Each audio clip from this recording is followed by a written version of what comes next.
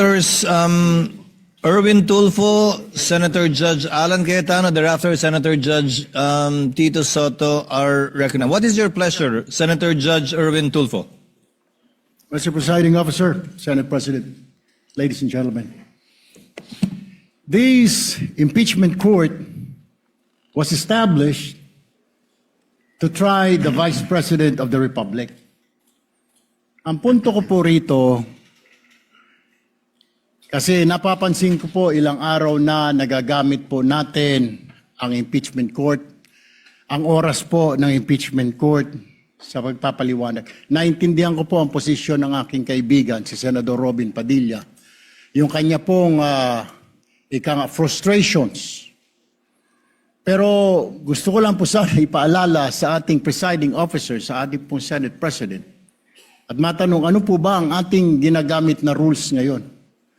Pwede po ba yung mga problema po labas sa impeachment court na ito o labas sa kaso ng Vice President ay dadalhin natin dito? Di po ba ang korte na ito na itatag para po sana kay Vice President at kay Vice President lamang? Mga ebidensya, mga testimonya, mga pahayag patungkol lamang po sana sa impeachment ng Vice President. Kasi dito pong mga nagdaang araw, Mr. Presiding Officer, Senate President, mga kasama, napansin ko po na nagagamit ang oras po ng impeachment court sa pagtatanggol po ng mga nakaraang araw ng sarili ng ilan sa mga kasamahan natin sa mga akusasyon. This is not the right forum and the right venue and not the right time to explain your situation. Kung gusto po ninyong mag-eksplika ng inyong mga saloobin, problema, maaari naman po ninyong gawin yan sa labas po ng oras ng impeachment court. Maaari pong sa press conference, nandyan naman po ang Senate media. Anytime po, nandun sila sa Senate briefing room, press briefing room. Maaari din po sa Facebook, o sa YouTube magpaliwanag. Huwag po nating gamitin ang oras ng impeachment court sa pagpapaliwanag o sa pagtatanggol ng ating mga sarili simula pa po noong nakaraang linggo. Because the time we waste here to defend ourselves, defend what we believe or what have you, is an injustice to the Vice President.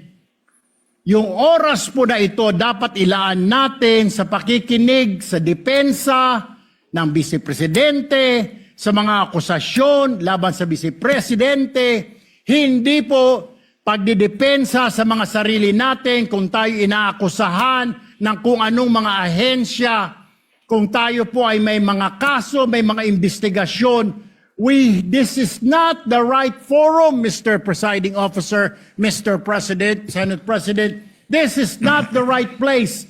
This court was established, was created, the impeachment court, for the Vice President and Vice President only. This should be her time. This should be her forum, not our forum here, na ilabas natin ang saloobin natin, mga sagot natin sa mga akusasyon, mga kaso laban sa atin. And this is not also the time, Mr. President, Mr. Presiding Officer, na hanapin yung mga kasama nating nawawala, nakakulong, dapat po doon sa Senado natin, sa sesyon natin, and not here in this court, Mr. Presiding Officer, Mr. Senate President. Kaya pakiusap ko lamang po sana, sa ating mahal na presiding officer and Senate President, let us follow the rules. May rules ho tayo. Kung hindi naman ho patungkol sa Vice President na sasabihin natin, hindi naman po patungkol sa depensa o prosekusyon ng Vice Presidente natin, then wag na ho natin payagan na magsalita pa po dito because nasasayang.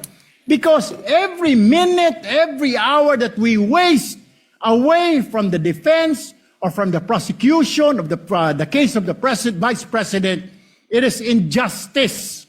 It is called injustice to the Vice President, to her family, yung anguish, yung kanyang sama ng loob, yung oras na nakabinbin ang kaso na ito.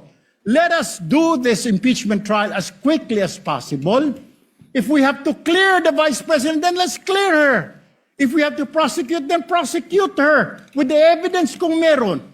Not waste our time kung ano-ano sinasabi natin dito to protect ourselves, to defend ourselves. This is not the right forum, Mr. Presiding Officer. Kindly wind up, Mr. Senator Senate Judge President. Erwin Tulfo. This is not the right forum for us to defend ourselves. Bring it somewhere else. Bring it to the press. Bring it to the social media, but not here. Thank you, Mr. President.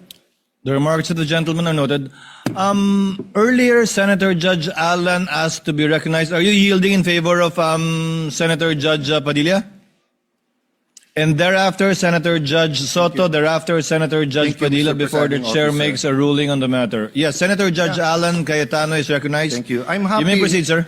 I'm happy I finally heard Senator Judge Erwin Tulfo is concerned about the justice or injustice to Vice President Sara. That's good news. Regarding the waste of time here, sabi ni Senator Joker Arroyo, it is useless to argue a legal point with a non-lawyer. When Senator Marcoleta brought that up here, nagkaroon ng commotion. Senator Miriam stood up here many times and said, kaya ka nga nagpo 4 years na law school at nagbabar. So let me give my own interpretation. The impeachment court is formed with lawyers and non-lawyers. And we interact, and it's for everyone, and we're equal. But if there's an engineer here or a doctor, and they talk about medical principles, I have to either study and argue on medical principles. Hindi ko pwedeng sabihin, hindi, ganito lang yan, logic lang yan, etc. Di ba? So, ang legal principle natin today is simple, integrity ng court. So, allow me to mention that to the people and help educate my colleague here. The integrity of the court and the justices or judges is always relevant. So if the Supreme Court or COMELEC, Court of Tax Appeals, Sandigan Bayan is being heard, and the judges are being threatened, you give them time. So we cannot take the impeachment out of context. May nangyayaring flood control scandal, may nangyayaring gulo sa Team Unity na hindi na united ngayon. We consider Senator Marcoleta and Senator Jinggoy political prisoners. Weaponized yung Blue Ribbon Committee at weaponized yung ano. So Mr. President, hindi tama na sabihin na I wasn't, after we brought up the problem with NBI, they doubled down, naggumawa pa ng task force. I mentioned 2 colleagues sa Salian, I didn't accuse them. Sabi ko lang, just like Vice President Sara, just because tumaas ang Salian, can we already ask for the BIR, for the AMLA and the bank accounts. So sabi ko, yan ang i-discuss namin sa Monday. Nag-react na, nag-accuse. I did not take up your accusations here today. Si Secretary Vince Dizon, 3 beses na nag-verify sa Taguig. Sinabi na 3 beses na walang ghost. Ngayon, i-verify ulit. I wasn't going to bring that up, but then i-question ninyo si Senator Padilla.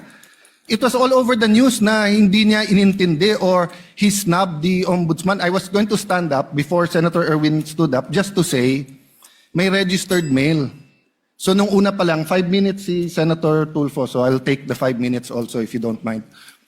The gentleman may proceed and kindly be mindful of the time. Yes, I will now. So I'm just saying, Senator Padilla just stood up to say, sumusunod siya sa batas. Tapos, kaya humaba to, dahil nga, hindi importante ata dito yung integrity ng judge. Lastly, kaya sinabi kong it's useless to argue a legal point. Ilang beses ko na narinig dito. It's our job to clear or prosecute the Vice President. Hindi po. It's our job to try and to decide. It's the prosecution's job to try to prosecute, and it's the defense job to convince us na wala. Our job is to try and to decide. And when you decide, you acquit or you convict. Why is that important? These are legal terms. Hindi pwedeng yung nanonood na law student ngayon sasabihin, trabaho pala ng judge to clear or to prosecute. Thank you, Mr. Presiding Officer, Mr. Senate President.